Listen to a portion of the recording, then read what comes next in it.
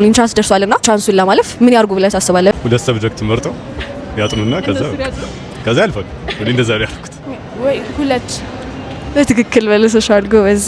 ሶስት እቃ ኦኬ አንዱ ሶስት እቃ ነው ሶስት ማሽኖች ናቸው። ሶስት እቃዎች እንደሚያመርቱት ከዛ በስንት ደቂቃ ውስጥ ነው የሚያመርቱት? 6 ሁለት አይመስልሽም?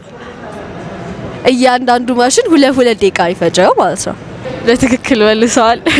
እሺ የመጨረሻውና ሶስተኛው ለሁለት ስራሶችን ለመግዛት 4 ብር ነው የምታወጣው። 10 ስራሶችን ለመግዛት ደግሞ ምን ያህል ብር ታወጣለህ?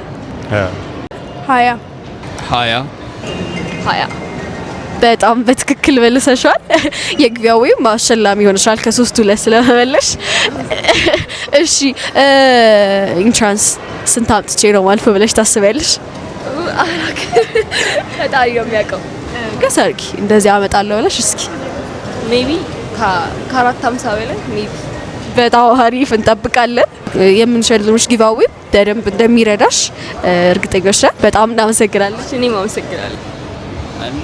በጣም ቀለም ነው። በጣም ጎበዝ 12 በደንብ ነው ያልፈው ማለት ነው። አዎ አንድ ሰው 2 ብር ነው። ያ 10 ሰው 20 ብር ነው። በቃ ስማርት ሂዝ ስማርት። ስንት ነው የምታመጣው? እስኪ 12 ያክል ስንት አመጣለሁ ብለህ ታስባለህ?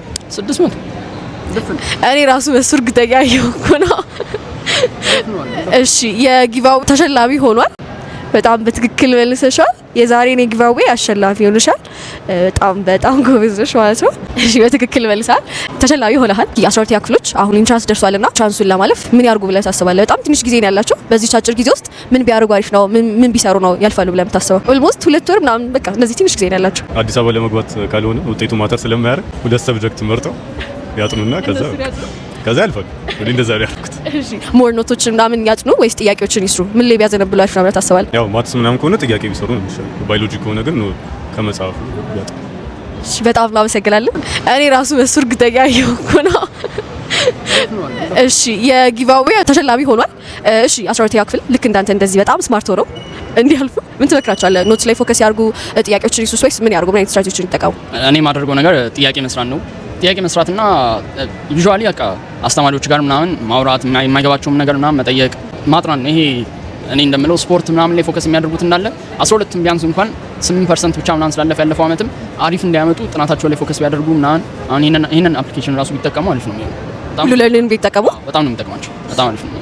በጣም እናመሰግናለን። ያው እሱ 600 የሚያመጣ ልጅ ነው፣ እናንተም ታመጣላችሁ። እናመሰግናለን በጣም እሺ።